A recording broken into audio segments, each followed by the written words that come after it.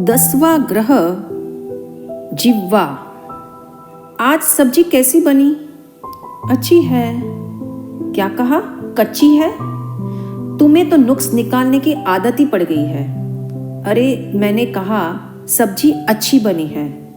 अब अच्छी कहो या कच्ची, एक बात पक्की है, आपने आज तक कभी मुझे सराहा नहीं। यह संवाद है उन पति पत्नी का जो 20 वर्षों से हम राही है, किंतु छोटी सी बात से किचकिच शुरू हो जाती है। क्या शब्दों में इतनी पावर है जो क्षण भर में संबंधों की किस्मत पलट देती है? सचमुच वाणी 9 ग्रहों से भी ऊपर है। कहना होगा जिह्वा नामक 10वां ग्रह इतना प्रकट प्रभावी है जो 9 ग्रहों के सुफल एवं दुष्फलों पर पानी फेर देता है। आज के ग्रह विज्ञाता एस्ट्रोनॉमर 10वें ग्रह की खोज करते हुए थक गए, किंतु उन्हें नहीं मालूम जिह्वा से बढ़कर 10वां ग्रह और कौन सा हो सकता है जो छुपा रुस्तम का कार्य करने में सक्षम है। सावधान, जिह्वा के ग्रह को वाणी विभेद का राहु ग्रसित कर लेता है। माना कि प्रत्येक व्यक्ति का ज्ञान नक्शा अर्थात कॉग्निटिव मैप और भाव नक्शा यानी इमोटिव मैप अलग अलग है। संबंध जब स्व केंद्रित हो जाते हैं तो दोनों को जोड़ने वाले विचार तंतु टूट जाते हैं।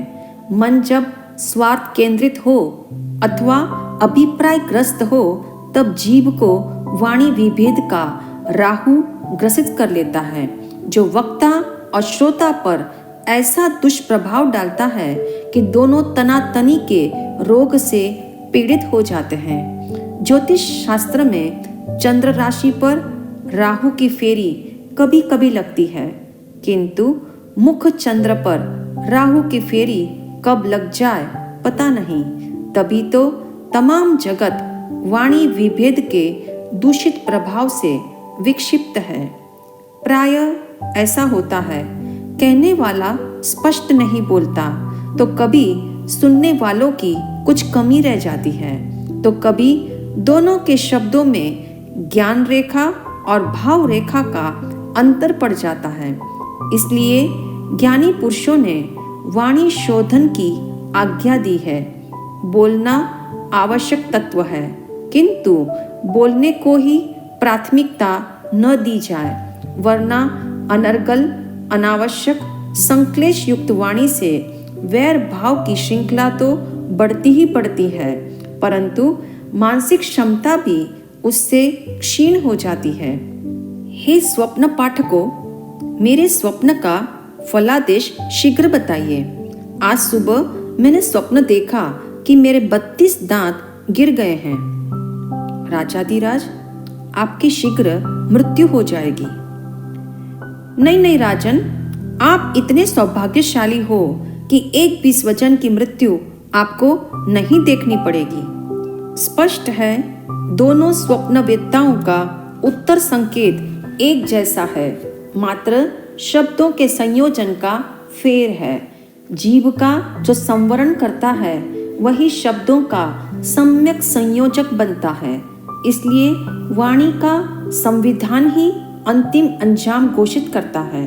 फलतः प्रथम स्वप्नवेत्ता के लिए फांसी की सजा का फरमान घोषित किया गया और दूसरे को प्रचुर पुरस्कार के साथ भरपूर सम्मान मिला। तनिक सोचो, केवल शब्दों के संशोधन ने और वचन के फेर बदल ने जीवन में अमिट प्रभाव दिखाया। एक को अभागा ठहरा दिया तो दूसरे को भाग्यशाली बना दिया। एक को अपकीर्ति की खाई में पटक दिया तो दूसरे को विख्याति के शिखर पर चढ़ा दिया। सचमुच जीव की ताकत गजब की है, जो ग्रहों के फलों को पलक झपकते ही बदल देती है। शेष 9 ग्रह तो एक ही ऑर्बिट में घूमते हैं, किंतु जिह्वा ऐसा 10वां ग्रह है जो ऑर्बिटलेस होने से यथेच रूप से सर्वत्र विचरण करता है। जिह्वा ग्रह की स्वेच्छाचारी से बचने का एकमात्र उपाय है। शब्दों का स्वामी बनो। आगम कहते हैं इस दुष्म काल में वाणी की उदंडता ही सबसे बड़ा बंधन है। इसलिए जीव ग्रह को वश में रखना जरूरी है। वाणी का कंट्रोल रखना और शब्दों को आग्रह से बचाना ही जिह्वा ग्रह के वशीकरण का राज है। जीवन के अंतरिक्ष में विचरण करने वाला मनुष्य जिस दिन जिह्वा ग्रह के फलादेश को जानेगा, समझेगा और बहुत सोच विचार कर इसका प्रयोग करेगा, उस दिन आदि, व्याधि और उपाधि का अंत होगा।